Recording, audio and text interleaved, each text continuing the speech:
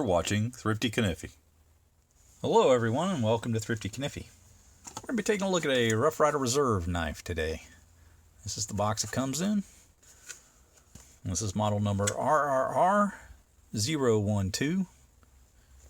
And it comes in a tin like this with the embossed logo at the top and also on the side. And you got your little slogan here that says built by hand and back for life. And of course, as do all the other Rough Riders, we've got a little cleaning cloth that it comes with. Looks like that. So some nice packaging to come along with the knife. And this is the one we're looking at today. This is the Lockstock in blue micarta.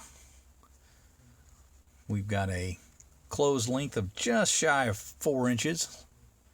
About a 1/16 of an inch short of 4 inches. And you can see this blue micarta that it comes with on the handle. We've got nickel silver bolsters on either end, 2 stripes here and 1 on this side. Nickel silver pins. You get an arrowhead shield. You get brass liners along with the stainless steel locking mechanism. Everything is smooth and seems well rounded over, radiused really well. Good transitions between the bolsters and the handle material. I'm not feeling those pins at all.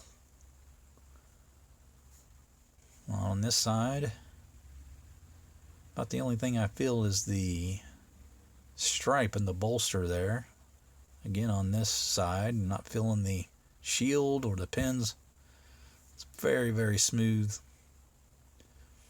Now, just as a comparison for the color material, I have this Denim Micarta lockback canoe, and you can see it's pretty close in color with that material. But if we look at the Faded Blue Jeans Texas Stockman, you can see that this blue is considerably more vibrant. It's a more intense blue, whereas this is more muted.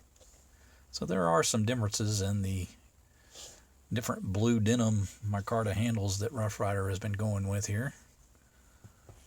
And that's a good comparison.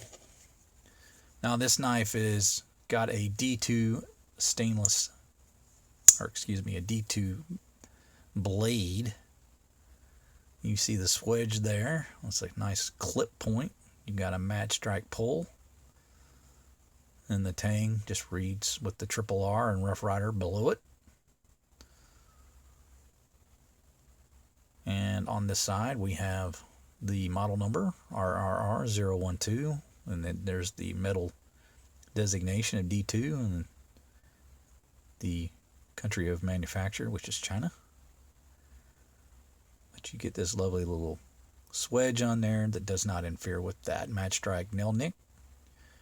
And I have polished up the edge a little here, refined it a little bit with the Work Sharp Precision, and gotten it pretty darn sharp.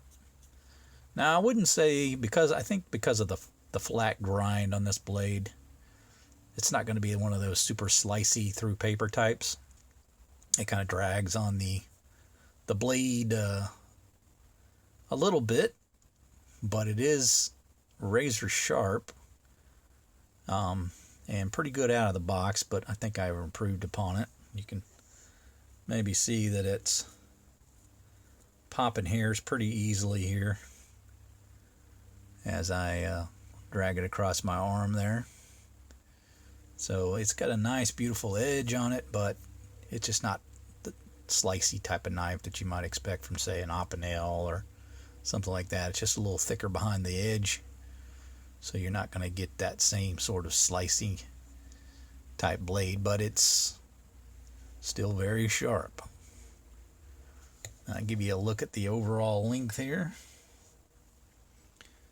I'd say it's just shy or just over 7 inches, maybe about a 7 1/8 inch. The locking mechanism is not difficult to engage, and you can see we have a half stop here And of course that gunstock pattern is quite evident as you look at the handle. It looks just like a knife, or excuse me, a gun stock. And of course, with it being a lock back knife with the gun stock pattern, you've got the Lockstock name. Sort of a combination of the two combined as a name. But it has wonderful lock up there, and you can see that it mates well with the spring, the blade to the spring. Now you do just have a slight, ever so much up and down rock there, just a touch, just enough to recognize that there's a little bit there, but the play from right to left, there's non-existent. Again, I really like the way that the swedge does not interfere with the nail nick.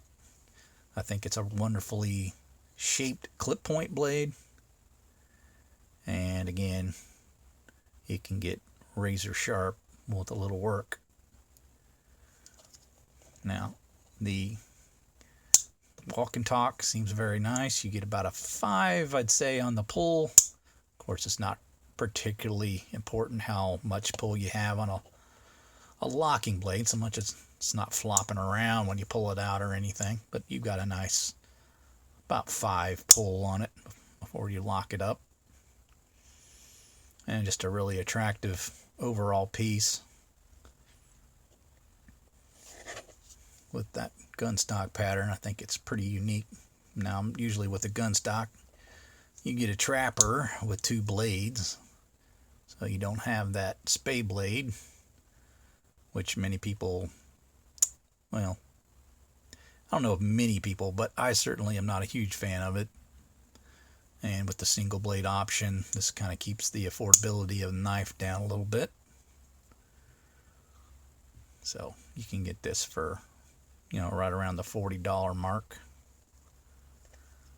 But I think it's a pretty top-notch knife from Rough Ryder Reserve. I think it's probably in their top 3 of the designs that they've made. And I do enjoy it. Get a nice long blade on this. You're looking like a 3 1/8 inch blade.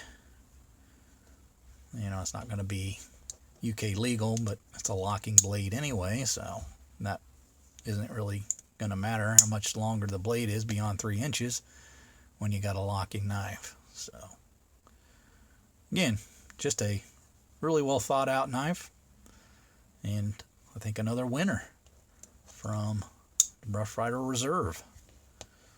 So if you're looking at picking one of these up, they've got them available on both Smoky Mountain Knife Works and Chicago Knife Works. A little more affordable on Chicago Knife Works, but again, I think it's one that I would recommend and worth checking out.